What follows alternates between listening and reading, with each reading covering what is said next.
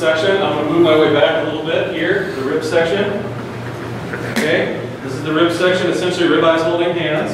Okay, or if you remember on the Flintstones when they load this onto their car, rib section here, that's the big rib section. Okay, if you look, you've got the muscle, like we talked about, that Chris has shown you. This is where it was separated from the chuck. Okay, and the other end was the end that we actually grade. If you think about it, because you're looking down on it on the rail. Okay, leaving this hole, it would be a rib roll. Okay, bone in, you could actually make it a prime rib roll or standing rib roast. Boning it out, essentially just taking this bone separately, and then you can make it boneless steaks, ribeye steaks, boneless ribeye steaks. Okay, even though there is fluctuation in the market, there's not going to be as much of a problem marketing this section. Okay, where we do have a problem is once we cut here and take these steaks out, we're left with these here. Okay, is these ribs. Okay, and beef ribs have gotten more popular, but it's still a volume issue. We still need to move those ribs.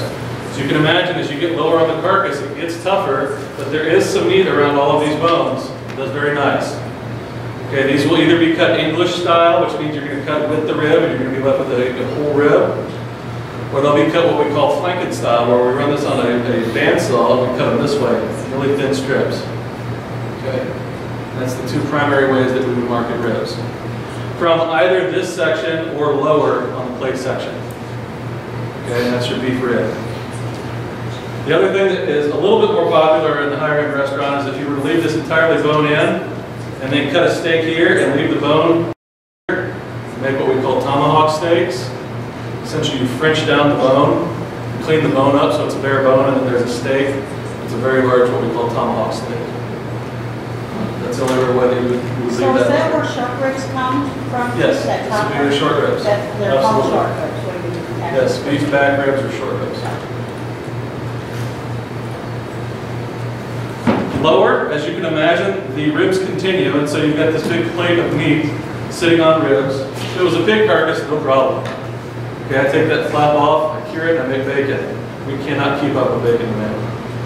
Okay, beef bacon, it's good, it's just not something that's popular here in the United States.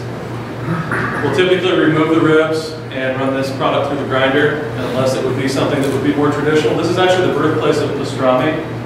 If you were to cure this flap of meat, it would be called a pastrami plate, that section there. We make pastrami from other cuts now, but that's actually where pastrami started because we're trying to add value to something that has very little value. We also do get ribs from this section. As you can imagine, they're going to be less tender. We typically have enough rib from this section that we don't need to be robbing much lower to get a less tender rib for short ribs. Okay.